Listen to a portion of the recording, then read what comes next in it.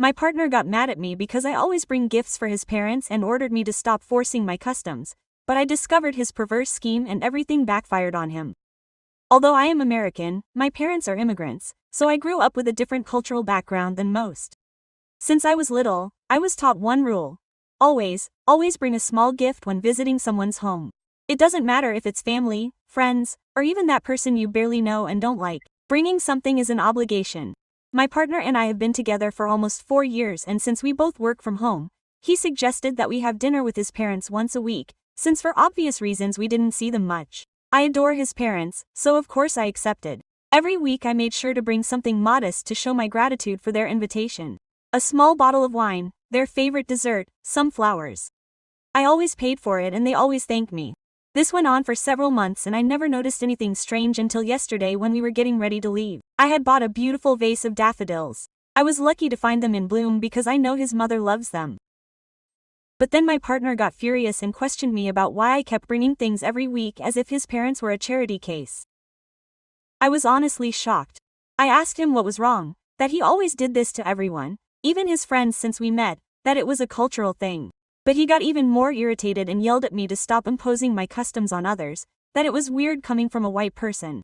At that moment I had no desire to go anywhere with him. I left the flowers with him and went for a walk while he drove himself to dinner. When he returned, he still had the flowers. He handed them to me and told me he was sorry but that his parents were really upset with me for carrying things all the time, as if they couldn't help themselves. Later, I received a message from her father asking me not to come over for dinner again. Now my partner is giving me the silent treatment, saying that she won't talk to me until she apologizes to her parents, but I honestly don't feel like I've done anything wrong by trying to be nice. After all this, I told my partner that I was tired of him continuing to avoid the issue with his parents and that I was going to go to his house in person to clear everything up. I drove to my partner's parents' house with my hands shaking on the steering wheel. I had practiced what I was going to say 1,000 times, but now that I was in front of their door, all the words were stuck in my throat. I rang the doorbell. Mrs. Ramirez opened the door with a look of genuine surprise. "Elena, how surprising to see you here. Come in, come in." I entered the room I knew well. Mr. Ramirez was sitting in his favorite chair reading the newspaper. When he saw me, he put it aside. "Elena, my dear, it's been a long time since I last saw you." I sat down on the couch, feeling a knot forming in my stomach. "I need to talk to you.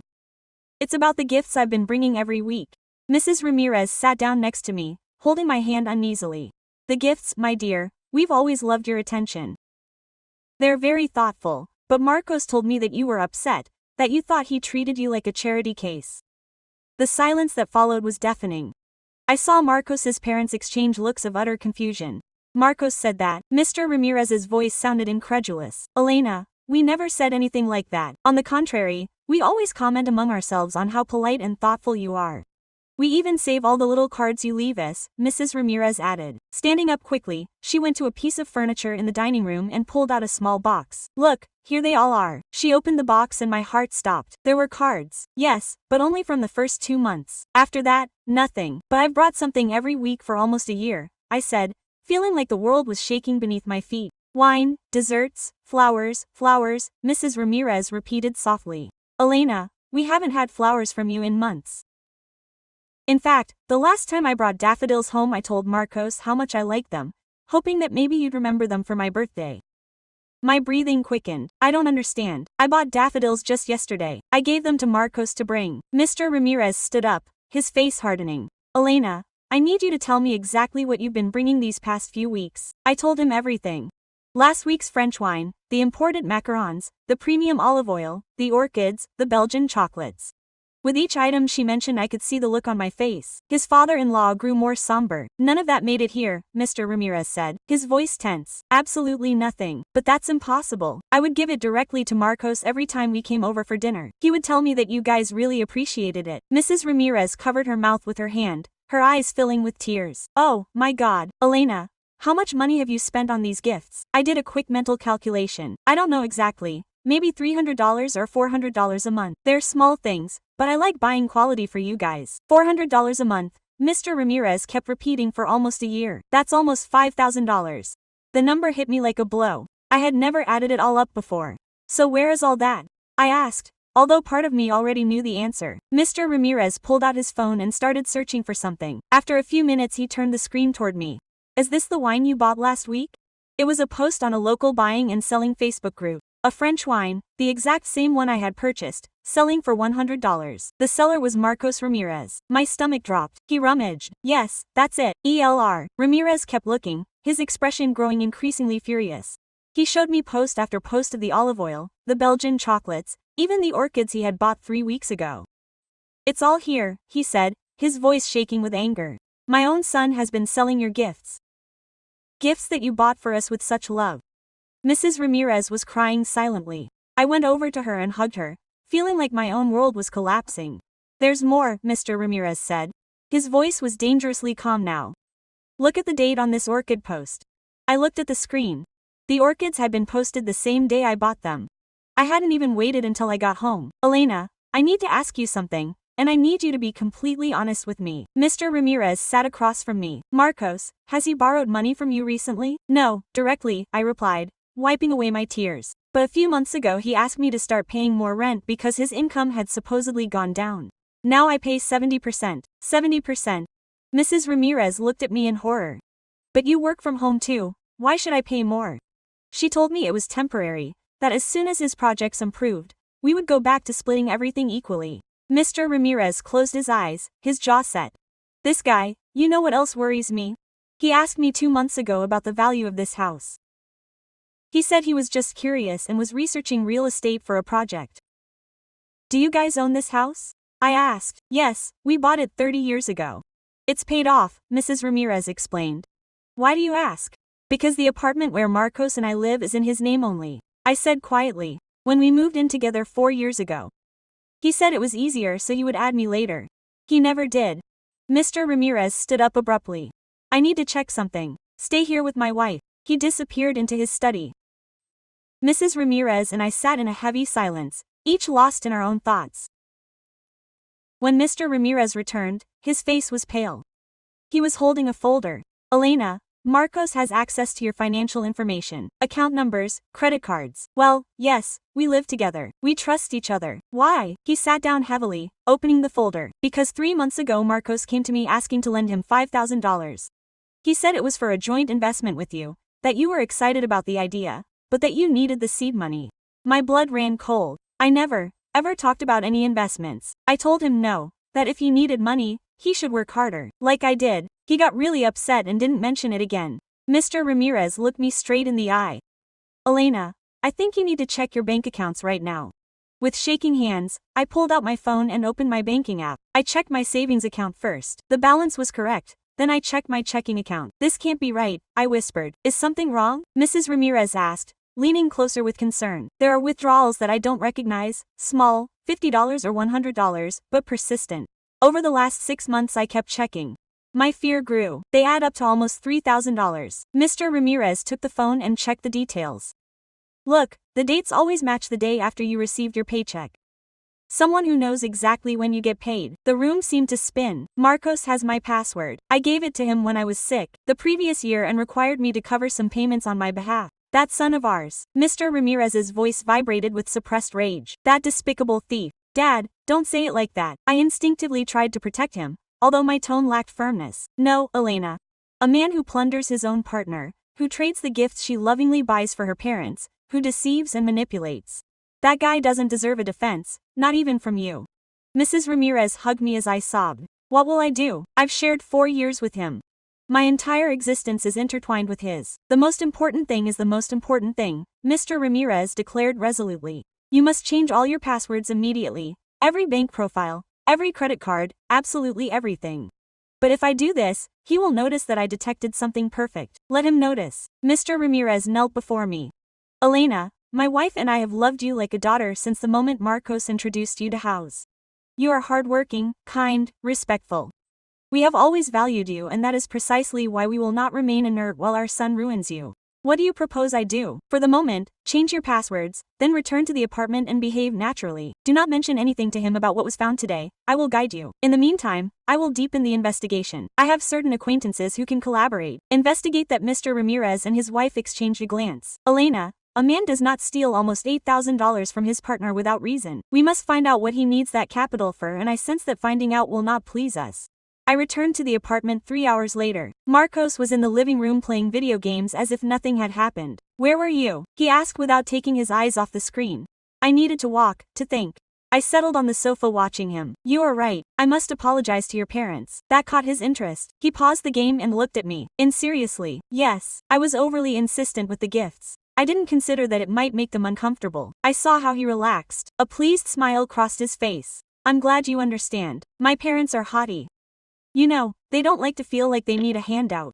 Every sentence was a lie. I had to stop myself from confronting him right then and there. "Will you come with me when I go to excuse myself?" I asked. "Sure. We can go this weekend." He resumed his game. "By the way, I need you to send me your share of the rent today. The landlord is being insistent." I thought I had already paid it for the month. "No, that was last month. This month is still due." Lie. I had paid exactly a week ago. I had the receipt in my email. "Okay, I'll send it to you in a moment," I said, getting up. "I'm going to work for a while." I retreated to our room, the one I used as an office, and took out my laptop. The first thing I did was change all my passwords, bank profile, cards, credit card, email, everything. Then I contacted my financial institution. "Good morning. I need to report unauthorized withdrawals from my account." The process took almost an hour.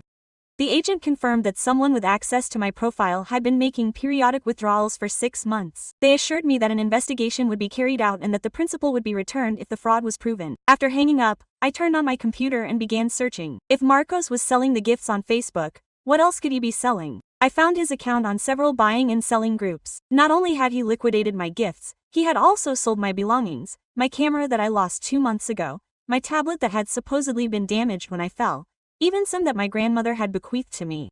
My hands were shaking as I continued searching. Then I found something that made my blood run cold, an unknown bank account.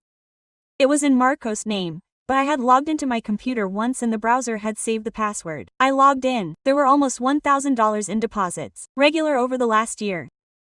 Some were clearly from Facebook transactions, others were the exact amounts he had taken from my profile, but there were more. Outgoing transfers to another account. The beneficiary was Melissa Cordero. Who was Melissa Cordero? I looked up the name on Facebook. There were several, but one showed framed photos. Recent images at fancy restaurants, at the beach, at a hotel. I looked at her entire profile. She was attractive, with long, wavy hair. Her bio said freelance financial consultant. I looked at the photos more closely. One posted 2 weeks ago showed them toasting with champagne. She was wearing a necklace that I immediately recognized. It was mine, one my mother had given me for my graduation. I saved screenshots of everything, the images, the sales ads, the bank statements, everything. Then I noticed something in Marcos' messages. He had left Facebook open on my computer. I opened his conversation with Melissa. "I almost got the down payment for the house. Only $2,000 left. Are you convinced that she doesn't suspect anything? Elena is too naive. She trusts me completely. And your parents? I have them under control. I told them that Elena doesn't want to see them anymore. When I leave, they won't even defend her. Perfect. As soon as we have the house, you can leave it. The apartment where we live is in my name only. She covered half of everything, but legally she has no right to anything. When I leave, I will throw her out and keep everything. You're great, love. I learned from the best. You instructed me on how to handle these matters." I had to cover my mouth to keep from screaming. Melissa wasn't just his lover, she was his ally. She had shown him how to methodically fleece me. I kept reading. There were messages from months ago planning every little detail. How to make me cover more than the rent. How to liquidate my belongings without me noticing. How to use my bank account details. Next week is her birthday, Marcos had written a month ago. Her parents will give her money. They always give her $1,000. Perfect. Tell him to invest in something together. He takes the capital and I'll channel it through my profile, so it doesn't leave a trace back to you. And that's precisely what happened on my birthday. Marcos had persuaded me to invest in cryptocurrencies. I gave him the $1,000 that my parents had given me. I never got that capital back. I heard the door to the room open. I quickly closed everything. "Are you okay? You've been holed up here for a long time," Marcos said. "Yeah, I just had a lot of work to do." He came over and kissed my forehead. The same affectionate gesture that he had repeated 1,000 times before now repulsed me. "Did you send me the rent payment?" "Oh, yeah, let me do it now." I took out my phone, but instead of transferring the funds, I sent Mr. Ramirez a message with all the screenshots I had taken. "There you go," I said, showing him a fake screen. "That's perfect. I'm going out for a while."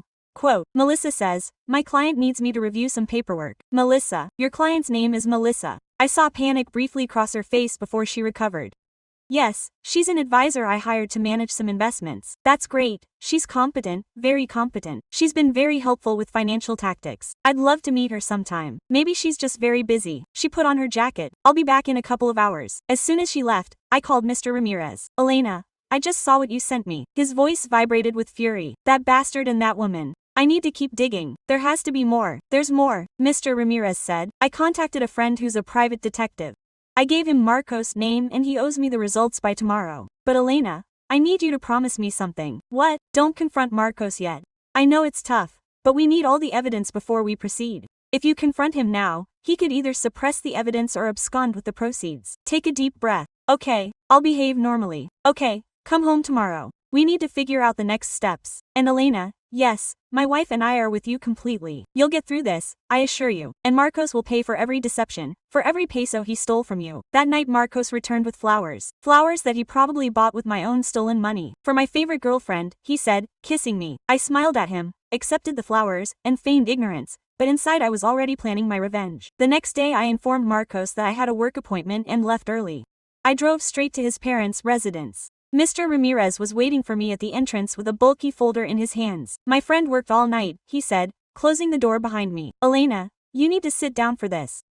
Mrs. Ramirez was already in the living room with coffee ready. I settled in between them. Quote, tell me everything. Mr. Ramirez opened the door correctly. The magistrate can order the return. They will return what they took from you over time in the apartment. That is more complex. Legally it belongs to him. But my lawyer says we can litigate. You have receipts for having covered half of everything for 4 years. A judge could interpret it as a de facto partnership. In fact, how long would it take? A month, maybe a year. But Elena, we will not leave you on the street. You can stay here as long as you need. Tears streamed down my cheeks. I do not know how to express my gratitude. No need to thank, Mrs. Ramirez replied. You are family. More family than our own son right now. That night I returned to the apartment. Marcos was putting some things away in boxes. What are you doing? I asked, feigning interest. Organizing. This place is very messy. Falsehood. He was getting ready to leave. Do you need help? No, I'm almost done. He brushed my cheek with a kiss. How was your day? Good. A lot of work. By the way, an expert is arriving in 2 days to inspect the apartment. Something about the property. Routine maintenance. You have to leave early that day. Oh, okay. I have that work agreement anyway. Ideal. He wasn't an expert. He was the buyer and I would be there to sabotage the transaction. The next morning, while Marcos was sleeping, I checked his phone. There was a text from Melissa. Have you sold the apartment yet? The buyer is arriving tomorrow. He offered cash. Full price. Everything is ready. Great. In a few days we'll be on the coast, honey. I can't wait to get away from Elena. Pretending to care is exhausting. Soon she'll be just a bad memory. A fool who made us rich. I took screenshots of everything. My hand shook, not with grief, but with absolute fury. 4 years. 4 years of swearing my love. It was all a lie. I went back to bed and closed my eyes. Tomorrow everything would change. The next day I left the apartment at 8 as usual, but instead of heading to my supposed convention I drove to the Ramirez residence. Investigator Jorge was already there, so were Patricia and the other 2 victims, Carmen and Lucia, the lawyer, Mr. Ramirez and his wife. Is everyone ready? Jorge asked. We all nodded. Elena, I have to clarify something, Jorge said. Once we execute this, there will be no turning back. Marcos will be arrested. Melissa will also go to trial. I understand. Are you convinced to proceed? I thought about all the falsehoods, about my stolen money, about my assets sold, about the plans to leave me homeless. Totally convinced. So, let's move forward. We got into 3 different vehicles. The plan was to arrive at the apartment at 10, just when the buyer would carry out the final inspection. As we drove, Mr. Ramirez called me. Elena, whatever happens today, I want you to know that we are proud of you. You are showing more strength than most could. Thank you for everything. You are our daughter now. Don't forget that. We arrived at the building at 10 o'clock. We all took the elevator up. I could hear my pulse racing. I knocked on the door to my own floor. Marcos opened it with a smile that widened when he saw me. Elena, what are you doing here? You were supposed to be at a convention. I gently pushed him aside and we all went inside. Lie. Just like everything you've told me in the last year. I watched as his face paled as he saw the investigator, Mr. Ramirez, all the people coming in, and then he saw Melissa sitting on the couch with the supposed acquirer. The deception was over.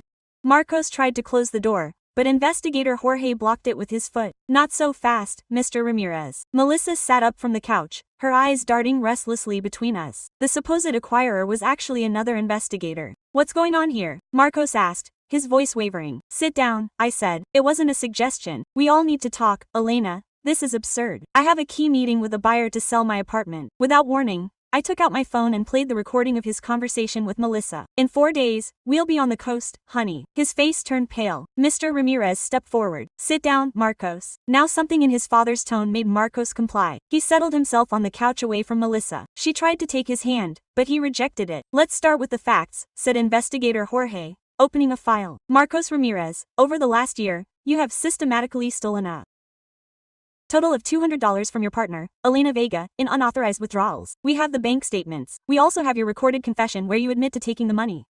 Quote, Jorge continued. In addition, you sold Miss Vega's personal property for an approximate value of $5,000. Camera, wings, devices. Marcos glared at me. You watched me. I recorded your crimes. I corrected myself. There is a distinction. Patricia stood up. I also want to present my case. Melissa Cordero, you and my ex-husband took $5,000 from me 2 years ago. Melissa finally spoke. I don't understand what you're talking about. I've never seen you in my life. No. Patricia pulled out images. Here you are with my husband in Costa Rica. Here's the contract for the house you sold. Your signature is here. Carmen and Lucia also stood up, each with their stories and evidence. Melissa had used the same procedure 3 times before. Seducing men in stable relationships, instructing them to steal, keeping half the money, and disappearing. Quote, this is an ambush, Melissa said, looking for the exit. The other investigator intercepted her. Quote, Melissa Cordero, you are under arrest for fraud and theft, Jorge said, taking off his shackles. Wait, I wasn't alone. He did everything. Melissa pointed at Marcos. He stole the money. He sold the items. I was just guiding. You liar. Marcos stood up abruptly. You orchestrated everything. You told me how to act. I have proof to the contrary. Melissa quickly pulled out her cell phone. I have all our messages where you suggested each theft, each deception. I saw you destroying each other, each one trying to save their own skin. Mr. Ramirez approached his son. Marcos, you tried to forge my signature to get a loan with my house as collateral. Dad, don't call me dad. A son doesn't do this to his father. A son doesn't do this to a woman who loved him for 4 years. Mrs. Ramirez cried silently. I went over and hugged her. I'm sorry, Mom, Marcos said. Everything got out of control. I didn't want to. You didn't want to what? His mother interrupted. You didn't want to steal. You didn't want to lie. You didn't want to go to Mexico with that woman and abandon us to everyone. He had debts. He needed the money. You had gambling debts, Jorge said, reviewing his notes. $50,000 to an illegal loan shark. That's why you needed the money urgently. That was news. We all turned to Marcos. Did you gamble? I asked only a little, but then I lost big and the loan shark intimidated me. I needed to pay off quickly. So you stole from me, sold my assets, planned to scam your parents' house. My voice was calm, but inside I was burning a fire. All to pay off your bets and buy a house with it, Patricia added, pointing to Melissa.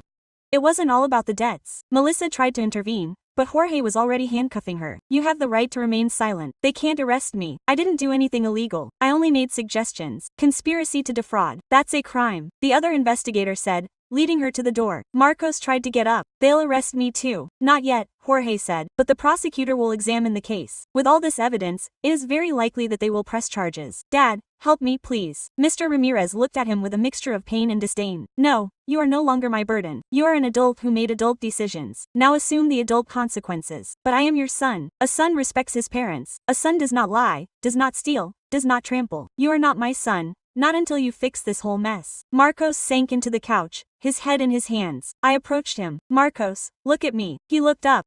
His eyes were red. I loved you for 4 years. I gave you my trust, my money, my time. I built my existence around you. And you blew it all away for money, for bets and to buy a house with your lover. Elena, I'm sorry. You're not sorry. You're sorry to be discovered. There is a difference. I took a document from my bag. This is a civil complaint. I'm suing you for every peso you took from me, plus damages. I'm also contesting the flat. I covered half of everything for 4 years. I have all the receipts. You can't do that. I already executed it. The documents were filed this morning. Your lawyer arrived. At that moment Mr. Ramirez had contacted you earlier. Mr. Ramirez, the lawyer said, we must talk in private. Marcos went with his lawyer to the room. I heard them arguing heatedly. Patricia approached me. You handled it excellently. It doesn't feel good. It never feels good, but it's essential. Believe me, in a few months you'll feel relieved. Carmen and Lucia also recounted their healing processes, how they rebuilt their lives after being exhausted. They gave me their phone contacts promising support. Marcos left the room 20 minutes later. His defense attorney looked irritated. Elena, my lawyer says I should talk to you. No agreements. I demand my full capital returned. I don't have that amount. I used it to pay off the creditor. So, pay off the house you bought with Melissa. Get a loan. I don't care which method, but you'll pay me. The lawyer gave me. Miss Vega, my client agrees to sign an installment plan. He will repay the amount in monthly installments. How long is the term? 3 years. 1. Also, I claim the apartment, or you cover half of its current value. Impossible. Then, in court, Mr. Ramirez smiled. My daughter understood perfectly. We spent the next 2 hours negotiating. Finally, Marcos agreed to pay me $1,000 in a year. Likewise, he agreed to transfer his portion of the apartment to me at a lower cost than I could assume by selling it at the time. There is one more stipulation, I said before signing. Which one? You leave today, collect your belongings and shares. This apartment is mine now. Where am I going? It's none of my business. You have 1 hour. Marcos glared at me with resentment, then signed the documents. 50 minutes later I evacuated the apartment with 2 suitcases. His parents didn't say goodbye to him. The entrance was closed. The apartment fell into stillness. It was over. I muttered. No, Mr. Ramirez replied. Now begin your renewed existence. 6 months later I woke up in my apartment, my legally owned apartment after Marcos fulfilled the pact. I sat up and made coffee. The living room looked different. I had completely transformed it, eliminating traces of my past. Fresh furniture, new tones, a renewed vibe. My cell phone rang. It was Mrs. Ramirez. Good morning, daughter. Are you still coming to dinner tonight? Sure. It requires me to bring something. Just introduce yourself. Oh, and bring your partner if you want. I smiled. I'll ask Daniel about it. That's it. Young man is a jewel infinitely superior to. Well, you understand. After disconnecting, I looked at the images on my fridge. One captured the previous dinner with the Ramirez, another of Patricia, Carmen, Lucia and me in a cafe. We had become close allies, a spontaneous support circle. The final one was with Daniel. I had met him 3 months earlier in a bookstore. He was a lawyer, focused on the rights of those affected by deception. When I told him my case, he offered me free legal advice, then a coffee, now his affection, and I was ready to receive it. My laptop beeped. It was a bank message. Marcos had made his monthly payment. He was up to date with everyone. The fear of prison was an effective motivator. Melissa was not so lucky. She was sentenced to 5 years for multiple frauds. The other victims and I testified in her trial. Seeing her chained and escorted by agents was gratifying. Marcos received 2 years of probation and a reinstatement order for him to fail to comply with his imprisonment. In addition, they suspended her professional credentials for a year. Her prestige crumbled, but the most pleasurable aspect was something else. I turned on my laptop and examined my venture. I had invested part of the recovered capital in a virtual consultancy. I help women audit their finances, detect signs of financial abuse, and protect themselves legally. The project expanded rapidly. Patricia was my partner. Carmen managed the digital platforms. Lucia gave seminars on emotional healing. Together we had assisted more than 50 women in 6 months. I also launched a website called Danger Signs. My story of monetary abuse went viral. Thousands of women shared their experiences. Some requested guidance, others needed to confirm that they were not isolated. A publishing house contacted me. They wanted to transform my site into a volume. I signed the agreement the previous week. The intercom rang. It was Daniel with the morning lunch. Good morning. He brushed my lips. I brought your favorites. We had lunch while he detailed the progress of the volume. You make me proud, he said, gripping my palm. You transformed one atrocity into help for others. I understood that the best revenge is to prosper, and you do it by prospering. I watched him. Daniel embodied the opposite of Marcos, sincere, clear, courteous. We shared equitably. He exalted my achievements without being intimidated. He supported me without dominating me. Yes, I prosper intensely. That afternoon while working, an unexpected message arrived. From Marcos. Elena, I recognize that I do not deserve your attention, but I must confess that you were right about everything. I attend therapy addressing my failures. I lost everything: profession, family nucleus, image. But the worst was losing you. You were the greatest thing in my existence and I ruined it. I do not seek absolution. I only wanted you to know my genuine regret. I read the message twice. I expected emotion, pleasure, melancholy, fury. I found only apathy. No, I replied. I deleted the message and continued working. That night, Daniel and I had dinner with the Ramirezes. Mrs. Ramirez prepared my favorite stew. How is the volume progressing? Mr. Ramirez asked. Well, I have already written 10 sections. You refer to our family only with permission. I have changed all the names. You can count on her, Mrs. Ramirez said. If our story helps even one woman, it justifies sharing it. At dinner, Mr. Ramirez handed me an envelope. What's in it? Open it. It included legal papers. I was named legatee in his will, along with his other son who lives in another state. I can't receive it. It is already resolved, Mr. Ramirez said firmly. Marcos was excluded. His actions bring repercussions. You are our daughter now. In every area. Tears ran down my cheekbones. Mrs. Ramirez hugged me. We always longed for a daughter. Now we have one. Daniel, she squeezed my hand under the table, smiling. 2 months later, Patricia called me. Elena, You won't believe it. Do you remember Melissa? What happened? Her sentence was extended. They found more victims. She'll serve 10 years. Deservedly so. There's more. Her ex-husband, the one who cheated on me, was caught. He continued to deceive women after he left her for Melissa. Justice works slowly, but it works. My book debuted 3 months later. The event was packed. Patricia, Carmen, and Lucia in the vanguard. The Ramirezes were present. Daniela Embera, invariably supporting me. In my speech, I exposed my career without shame. They robbed me. They deceived me. They conspired to annihilate me. But I endured. And not only did I endure, I flourished. Because I learned that my worth does not depend on other people's dealings. My worth is innate, and yours is the same. The audience applauded. Several women then approached me, recounting her experiences. I gave them my information, extending support. A young woman approached timidly. My partner does precisely what you describe in your book. He controls my funds, alienates my assets, induces me to feel demented when I inquire about shelters and you abandon him. No, that's why I stay. I gave her the contact information for a shelter that Patricia managed. Contact me here. They will help you, and when you are ready, contact me. I will assist you with legal matters. She cried and hugged me. Thank you. That night, lying next to Daniel, I meditated on what had happened. What are you meditating on? She inquired. On total transformation. A year ago I lay trapped in a poisonous bond, dispossessed, convinced that I would not escape. And now you are a writer of a successful publishing house, owner of a thriving project, and have a circle that idolizes you and an extraordinary partner. That kissed me too. Do you know the best thing? What? That you conquered it alone? Yes, you had support. But you were the one who investigated, who gathered evidence, who stood firm in the confrontation. You were bold. I was terrified. Boldness is not the lack of fear. It is proceeding despite fear. 3 months later I sold the apartment. I no longer needed it. Daniel and I bought a joint home. This time both names on the title. Total equal share. Mrs. Ramirez helped us with the decoration. Mr. Ramirez gave us implements for the garden. Quote, build something beautiful together, he said, hugging me. You deserve it. In the cool house I hung a picture. It captured the day of the confrontation as I evacuated the apartment with the Ramirezes, Patricia, Carmen, and Lucia, all radiant and triumphant. I hung it not to evoke suffering, but to evoke my strength. One afternoon, a year later, I saw Marcos on the street, thin, exhausted. He worked delivering food by bicycle. Our eyes collided. He looked away instantly. I continued without pausing. That night Daniel proposed to me. I accepted without hesitation. The Ramirezes were overjoyed when they found out. The ceremony would be modest, intimate, with only loved ones. As we mapped out our future, I understood something. Marcos had done me good. By breaking our bond, he had compelled me to find my own strength, to value myself, to evolve. I didn't thank him, but I didn't hate him either. I had simply moved forward, and that was the ultimate revenge. Yeah,